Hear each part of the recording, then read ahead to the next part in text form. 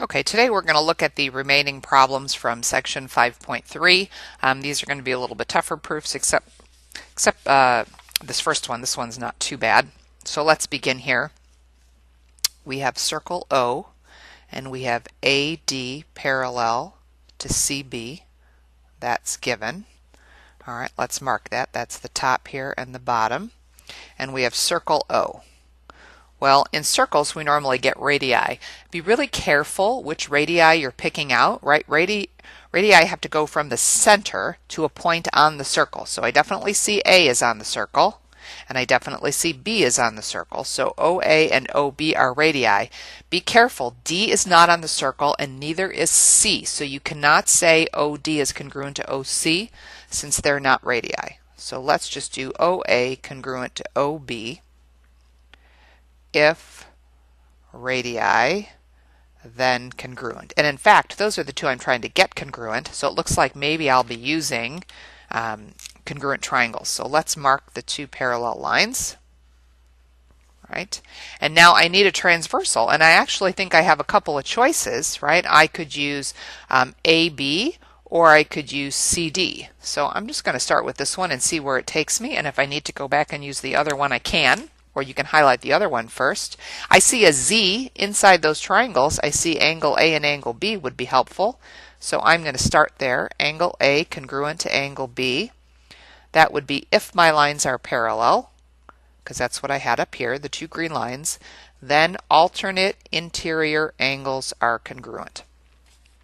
Now I'm pretty close. I could use this as a transversal and get this angle right here congruent to this angle right here. But I don't think that will help me get the triangles, because I would have angle, angle, side, and that's not one of the congruences I have. Down here I'd also have angle, angle, side. So I don't think using this transversal will be helpful. So instead I'm looking right in the middle, and I'm realizing that I also have vertical angles. So I could say angle AOD is congruent to angle BOC by if vertical angles, then congruent. Now I think I have angle, side, angle on the triangles. So triangle AOD congruent to triangle BOC by angle, side, angle. The side is between the angles, and then OD and OC are just corresponding parts. So if triangles are congruent, then corresponding parts are congruent. So that one wasn't really so bad at all. All right, these next two are going to challenge you a little bit, mostly because there's a lot of triangles going on in these next two pictures, and it's going to be really tough to determine which ones I need and how do they help me. So let's just start with all this given here, and then we'll decide where we want to go. AB parallel to DC, and I also have AB congruent to DC. So let's mark them both parallel and congruent. And then I have EF bisects AC. Well, let's start with that. I know if I'm bisecting a segment, I'm cutting that segment in half. So here it is, segment AC is getting cut in half by EF. So this cuts AC in half. So I believe that means AG should be congruent to GC. AG congruent to GC. If segment bisects a segment, then divides into two congruent segs. Am I still on the screen there? Okay. All right, so now I've got these parallel lines too. Let's mark those because I haven't used this, right?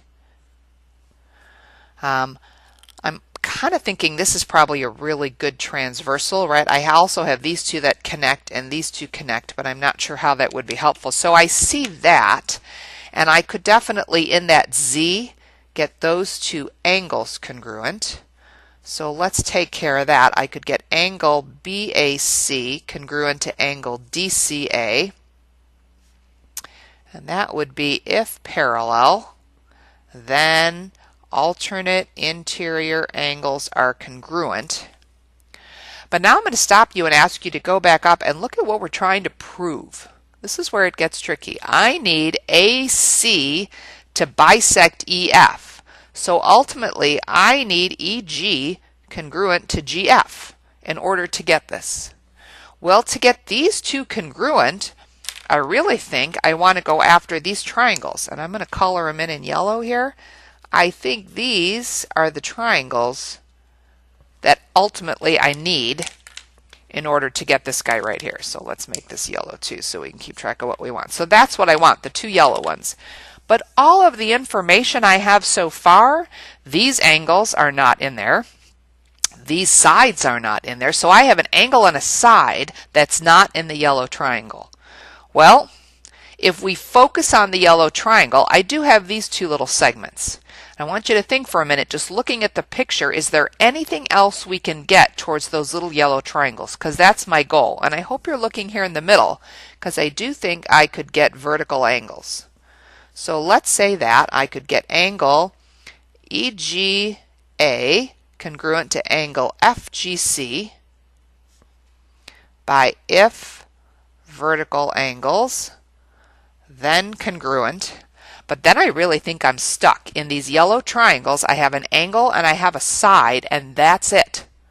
So now I'm coming back to this angle and this side. And I hope you can now also, I'm going to kind of shade it in. Do you see this whole green triangle and this whole green triangle here? I think I'm pretty close to getting those congruent. I hope you see where I'm going. I have a side and an angle, a side and an angle, and they share side AC. So I'm going to get AC congruent to AC by reflexive. Let's write that triangle congruence on the two green ones. BAC congruent to DCA.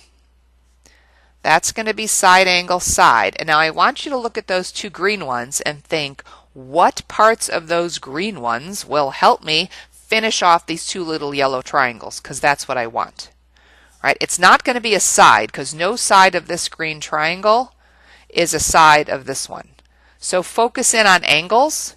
It's not this one, it's not this one, but come over here and look at this little angle right here, which is in this bottom green triangle, and this little angle up here, which is in this top green triangle. Those two are in the greens, but they're also in the yellows. So I'm going to choose that. I'm going to say angle BCA is congruent to triangle DAC by if triangles congruent, then corresponding parts are congruent. And now look at your little yellow ones. I have angle, side, angle on those little triangles. So triangle AEG congruent to triangle CFG by angle, side, angle. Now how do those yellow ones help me get this? I need these two segments congruent. You can still see I have them kind of circled there. So I have EG congruent to GF by corresponding parts. If triangles congruent, then corresponding parts congruent. And I'll sneak over here. Number 10, once these two segments are congruent, I can say I have a bisect. So AC bisects EF.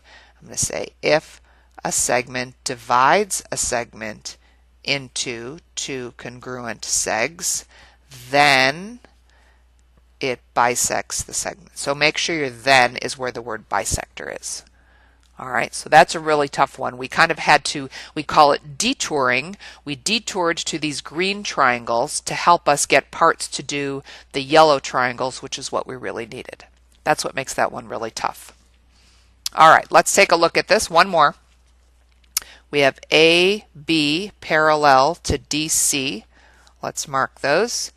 I have AB congruent to DC. They're congruent.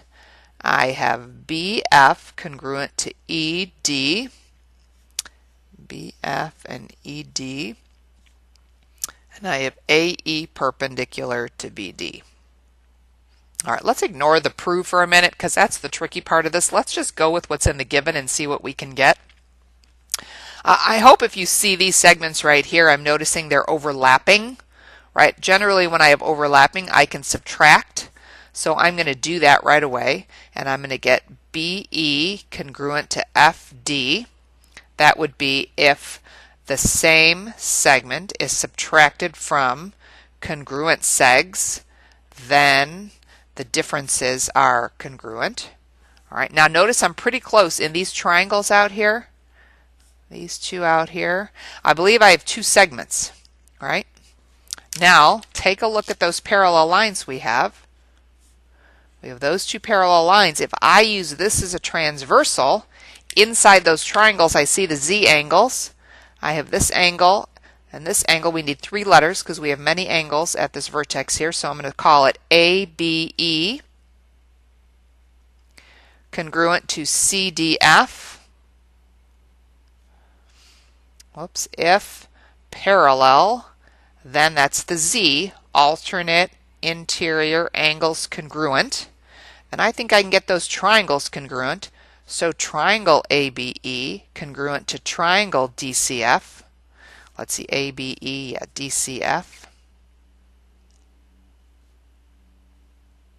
No, ABE, I'm messing that up, CDF. Thought that sounded wrong. That would be side, angle, side. All right, now, so what? Right? Because now you say, well, Mrs. Sweetwood, I'm trying to prove perpendicular. I'm trying to get CF perpendicular to BD. What the heck does that have to do with these two congruent triangles? So I'm going to slide over for a minute, and I want to remind you of a theorem that we don't use very often. I want you to take a look at this one right here.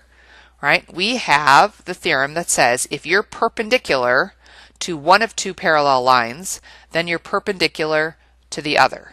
So in other words, if C was perpendicular to A, but A and B are parallel, then C would also be perpendicular to B. So let's go back and look at what we have. I want you to really look right here at this. This is what we have, and this is what we need to get. Right? Notice the connection. Notice they're both perpendicular to BD. Right? So if BD is perpendicular to AE, and we want BD perpendicular to CF, if I can prove that these two right here are parallel, I believe my theorem here applies. If I'm perpendicular to one of two parallel lines, whoops, I'm not on the screen here. If I'm perpendicular to one of two parallel lines, then I'm perpendicular to the other. So if AE is perpendicular to BD, but AE and CF are parallel, then BD also has to be perpendicular to CF. So the question is, how do I make AE parallel to CF? And that's the hardest part about this problem, is realizing that you can employ that theorem. So I've got these two triangles congruent. What parts of those are going to help me make these two parallel? I'm thinking this must be my transversal. So now think in the triangles. Hopefully the only angles you can see in the triangles that are even relevant to what I highlighted are this angle here at E and this one here at F. So as I'm writing them down, I want you to think about what kind of angles those are. That's angle AEB, and that would be congruent to angle CFD by corresponding parts from the triangles.